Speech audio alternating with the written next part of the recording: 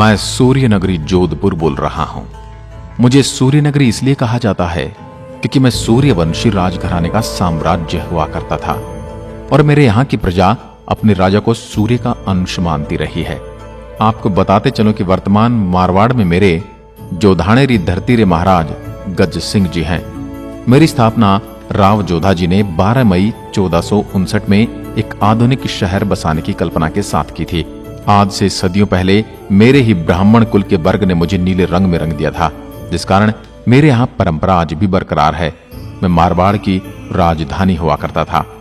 मेरी पहचान यहाँ के महलों और पुराने घरों में लगे छितर के पत्थरों से होती है। मैं मेरे शहर में घुमाने से पहले आपको अपना इतिहास बता देता हूँ। राठौड़ वंश के प्रमुख राव जोधा को आज के भारत के राजस्थान राज्य में मुझे बसाने का श्रेय दिया जाता है और इस शहर का नाम भी उन्हीं के नाम पर रखा गया है, जोधा से जोधपुर। इससे पहले मेरे इस स्थान को मारवाड़ नाम से ही जाना जाता रहा है। मित्र, हुआ यूं था कि मेरे आसपास के राजाओं से सहायता न मिलने के कारण राठौड़ों को अफगानों द्वारा अपनी मूल मातृभूमि कुनाज के बाहर निकाल दिया गया था। वे वर्तमान जोधपुर के निकट पाली में भाग गए। राठौड़ सियाजी ने एक स्थानीय राजकुमार की बहन से विवाह किया। इससे राठौड़ों को इस क्षेत्र में स्थापित करने और मजबूत बनाने में सहायता मिली। कुछ समय में उन्होंने मंडोर के प्रतिहारों को हटा दिया और आज के जोधपुर से सिर्फ 9 किलोमीटर दूर है।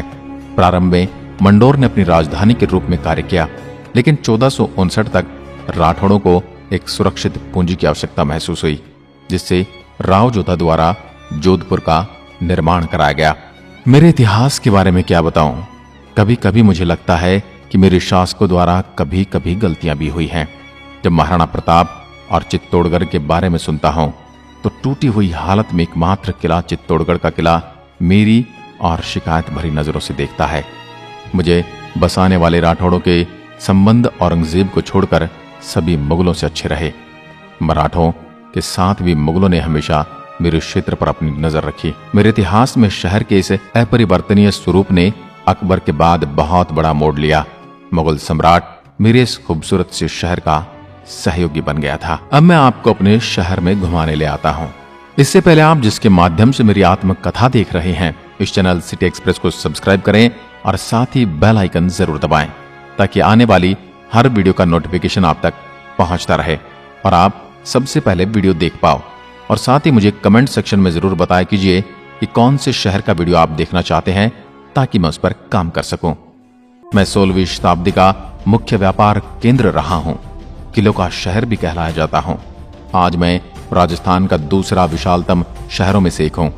मुझ में बिखरे वैभवशाली महल, किले और मंदिर एक तरफ जहां ऐतिहासिक गौरव की जीवंत करते हैं, वहीं दूसरी ओर उत्कृष्ट हस्तकलाएं, लोक नृत्य, संगीत और प्रफुल्ल लोग घर में रंगीन समा बांध देते हैं। चलते चलते मैं अब मैं मेहरानगढ़ के किले में आपको ले चलता हूँ। 15वीं शताब्दी का विशालकाय मेहरानगढ़ दुर्ग पथरीली चट्टान पहाड़ी पर मैदान से 125 मीटर की ऊंचाई पर विद्यमान है। मेरा यह किला राजस्थान के सबसे सुंदर किलों में से एक है। 8 द्वारों व अनगिनत बुर्जों के युक्त मेहरानगढ़ किले की दीवारें 10 किलोमीटर तक फैली हैं। आप जब भी मेरे शहर को विजिट करें तो इस किले के म्यूजियम को देखना ना भूलें। पहाड़ी पर स्थित 5 किलोमीटर लंबा भव्य किला बहुत ही प्रभावशाली और विकट इमारतों से बना है। मेरे इस किले में बने महलों में मुख्य हैं मोती महल, फूल महल, शीश महल, सिलेह खाना, दौलत खाना आदि। इन महलों में भारतीय राजवंशों के साजो सामान का बहुत बड़ा संग्रह मौजूद है, जिसे देखे बिना आप लौट नहीं सकते। बाहर से अदृश्य घुमावदार सड़कों से जुड़े इस किले के 4 द्वार हैं। किले के अंदर भव्य महल, अद्भुत नक्काशीदार किवाड़, जालीदार खिड़कियां और प्रेरित करने वाले नाम हैं। इसके अतिरिक्त पालकियां, हाथियों के हौदे, विभिन्न शैलियों के लघु चित्रों, संगीत वाद्य, फर्नीचर का आश्चर्यजनक संग्रह भी मौजूद है। अब चलते हैं जसवंत थड़ा। मेरे अंदर मौजूद जसवंत थड़ा जो पूरी तरह से संगमरमर से बना है। इसका निर्माण सन 1899 में महाराज सरदार सिंह ने अपने पिता राजा जसवंत सिंह द्वितीय और उनके सैनिकों की याद में किया था। इसकी कलाकृति आज भी पर्यटकों को अपनी ओर आकर्षित करती है। महाराज जसवंत सिंह द्वितीय की याद में सफेद संगमरमर से 1899 में निर्मित यह शाही स्मारकों का समूह है। मुख्य स्मारक के अंदर मेरे विभिन्न शासकों के चित्र और पेंटिंग मौजूद हैं। इसको भी आप जरूर निहार कर आना। अब मैं आपको उम्मेद भवन पैलेस के नजारे दिखा लाता हूँ।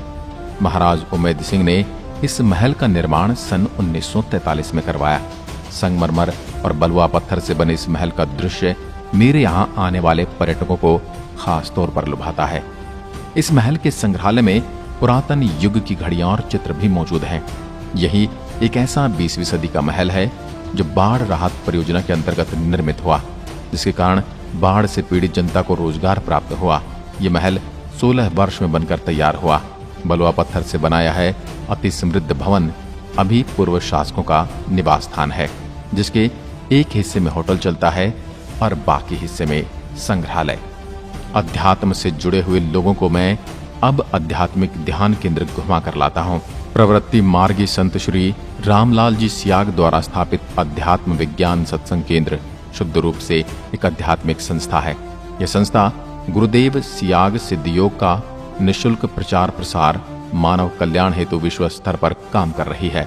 इस केंद्र में एक विशिष्ट प्रकार की सिद्ध योग पद्धति से ध्यान करने पर साधक को ध्यान के दौरान स्वतः ही अनेक प्रकार की योगिक क्रियाएं होती हैं, जो साधक के शरीर, मानसिक एवं आध्यात्मिक तापों को हर लेती है। देश और विदेश से सभी धर्म व जाति के लोग यहाँ गुरुदेव सियाग सिद्ध योग की पद्धति से ध्यान और मंत्र जाप करके असीम शांति एवं सुख का अनुभव करते हैं। मेरे अंदर बेस, गिरिडीह कोट और सरदार मार्केट की छोटी छोटी गलियों के मार्केट से होते हुए अब आपको मेहरानगढ़ म्यूजियम ट्रस्ट जोधपुर घुमाने ले चलता हूँ।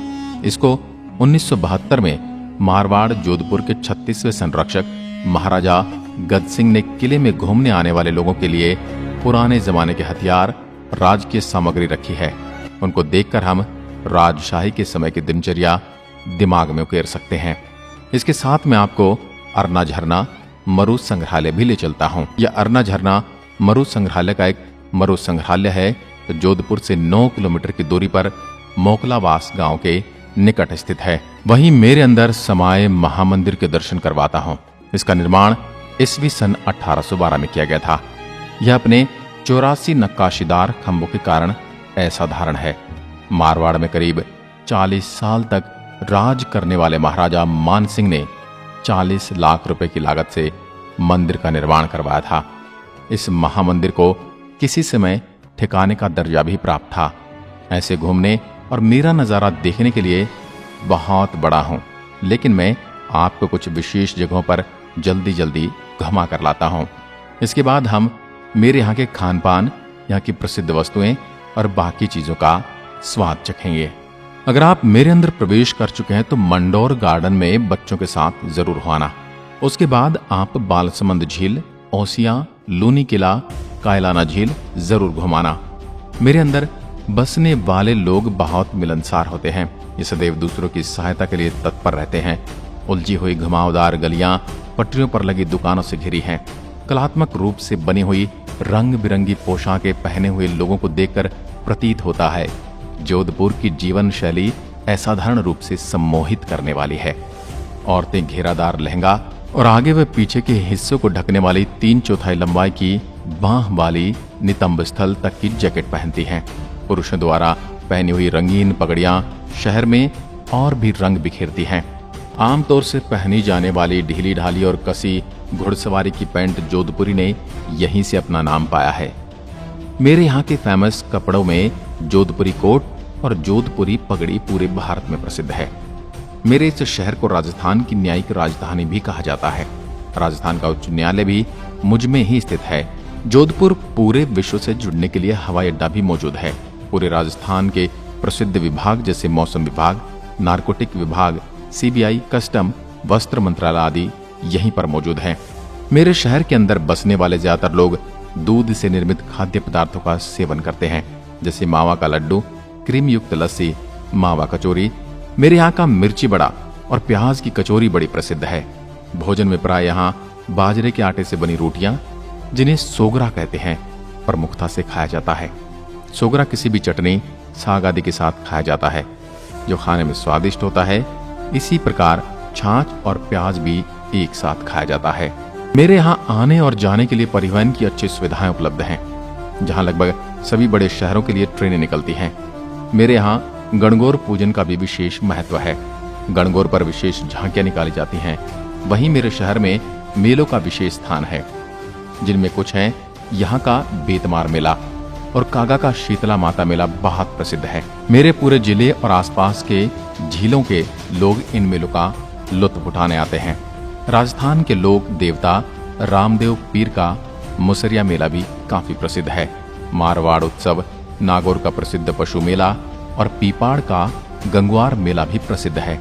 वहीं यहाँ पर सावन माह में बड़ी तीज और बेतमार मेला विश्व प्रसिद्ध है।